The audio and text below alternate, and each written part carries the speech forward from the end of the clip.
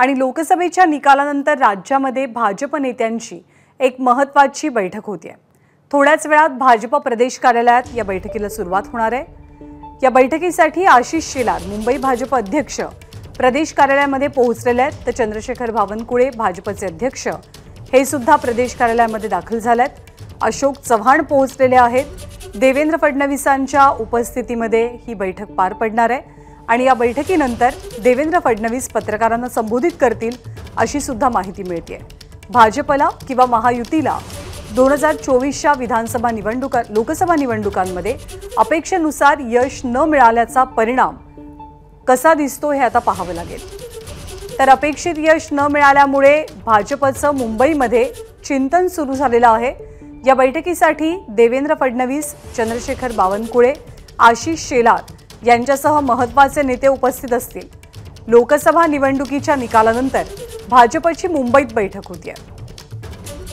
आपले प्रतिनिधी सुशांत सावंत सध्या आपल्या सोबत आहेत। सुशांत, विशेष बाब म्हणजे बैठकीनंतर माध्यमांशी देवेंद्र फडणवीस संवाद साधणार असं कळतंय। कोणत्या मुद्द्यांवरती चर्चा केली जाईल बैठकीत? ज्ञानदा, जर आपण बघितलं असतील तर काल लोकसभा निवडणुकीचे निकाल आले आणि भाजपला महाराष्ट्रात जे आहे ते अपेक्षित यश मिळालं नाही आणि त्याचमुळे भाजपची 12 वाजता बैठक सुरू होणार। आपण जर बघितलं असेल तर भाजप प्रदेश कार्यालयाबाहेर भाजपचे प्रमुख नेते जे आहेत ते आलेले आहेत।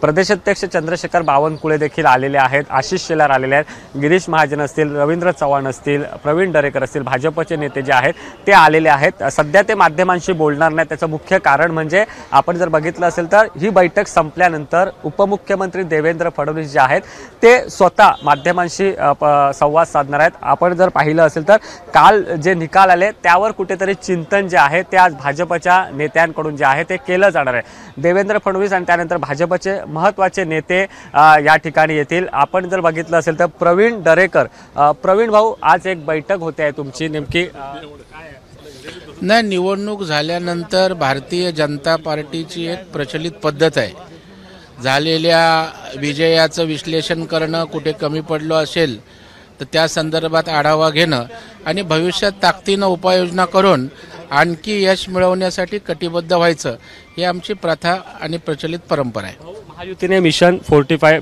चा नारा दिला होता, मात्र कुठेतरी स्वप्न भंगलं असे आता नाही। आम्ही नेहमी ध्येय आपण असेल त्यापेक्षा मोठंच ठेवत असतो, त्याप्रमाणे आमचं मोठं ध्येय होतं, परंतु यश तर आम्हाला मिळालेलं आहे, सरकार आमचं बनतंय। पुन्हा आम्ही त्या ठिकाणी पुन्हा तशा पद्धतीचं यश मिळण्यासाठी कुठे चुका झाल्या याचं आत्मपरीक्षण करून कामाला लागू। आपण ज्ञानदा जर बघितलं असेल तर भाजपचे प्रमुख नेते देखील या ठिकाणी आहेत, रवींद्र चव्हाण आहेत। रवी भाऊ, पालघर आणि सिंधुदुर्गात यश मिळत आहे, महत्त्वाचे 2 लोकसभा मतदारसंघाची तुमच्याकडे जबाबदारी दिली होती, दोन्हीमध्ये तुम्हाला यश मिळालेलं आहे। पालघर आणि सिंधुदुर्ग या मतदारसंघामध्ये महायुतीचे उमेदवार दोन्ही ठिकाणी प्रचंड बहुमताने जिंकून आलेले आहेत, त्यामुळे महायुतीच्या सर्व कार्यकर्त्यांनी प्रचंड मेहनत केलेली आहे आणि त्यामुळे हा विजय आहे। सुरुवातीपासूनच दोन्ही लोकसभा मतदारसंघाकडे सगळ्यांचं लक्ष होतं, कोकणात विशेषतः नारायण राणेंचा विजय झालेला आहे, मात्र महायुतीला आणि विशेषतः भाजपला राज्यात अपेक्षित यश मिळताना आपल्याला पाहायला मिळालं। कोकणामध्ये महायुतीला प्रचंड चांगलं यश हे मिळालेलं आहे। 45 वर्षानंतर रत्नागिरी सिंधुदुर्ग या मतदारसंघामध्ये कमळ फुललेलं आहे, त्यामुळे सिंधुदुर्ग 101% आणि कोकण हे पूर्णच्या पूर्ण हे महायुतीचं राहिलं आहे, यात काही शंका नाही। ज्ञानदा, जर आपण बघितलं असेल तर भाजपचे प्रमुख नेते या ठिकाणी आलेत, गिरीश महाजन असतील, त्यासोबत प्रसाद लाड, केशव उपाध्याय, विश्वास पाठक सर सगळे आहेत, चिंतन होणार आहे। मात्र आपण जर बघितलं असेल तर भाजपची महत्त्वपूर्ण बैठक होते। गिरीश भाऊ, काय सांगाल नेमकं? आज बैठक ती नेहमीच होत असते, निश्चितच्या यश अपयशानंतर सर्वच पक्षाची होत असते, तशी आमची बैठक मान्य देवेंद्रजी बावनकुळे साहेबांनी या ठिकाणी बोलवलेली आहे। मला वाटतं 1-2 मिनिटातच देवेंद्रजी येत आहेत आणि बैठक सुरू होईल।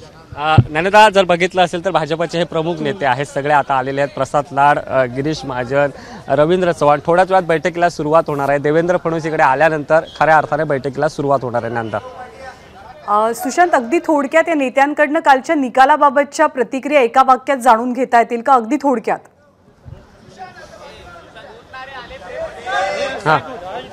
आपण जर ज्ञानदा बघितलं असेल तर राज्याचे उपमुख्यमंत्री देवेंद्र फडणवीस यांचं या ठिकाणी आगमन झालेलं आहे आणि आपण जर बघितलं असेल तर थोड्याच वेळात ज्ञानदा बैठक जी आहे ती सुरू होईल।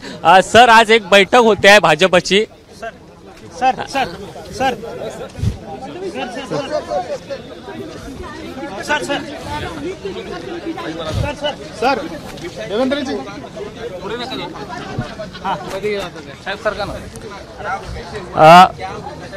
ज्ञानदा, जर आपण बघितलं असेल तर राज्याचे उपमुख्यमंत्री देवेंद्र फडणवीस या ठिकाणी दाखल झालेले आहेत। थोड्याच वेळात बैठकीला जी आहे ती सुरुवात होईल। भाजपचे प्रमुख नेते याआधीच आले होते आणि आज बैठकीत विचारमंथन केलं जाणार आहे। ज्ञानदा, बरोबर आहे। लोकसभा निवडणुकांमध्ये भाजपला अपेक्षित असं यश राज्यात मिळालेलं नाही आणि त्याचा परिणाम देशपातळीवरच्या आकडेवारीमध्ये सुद्धा पाहायला मिळालाय।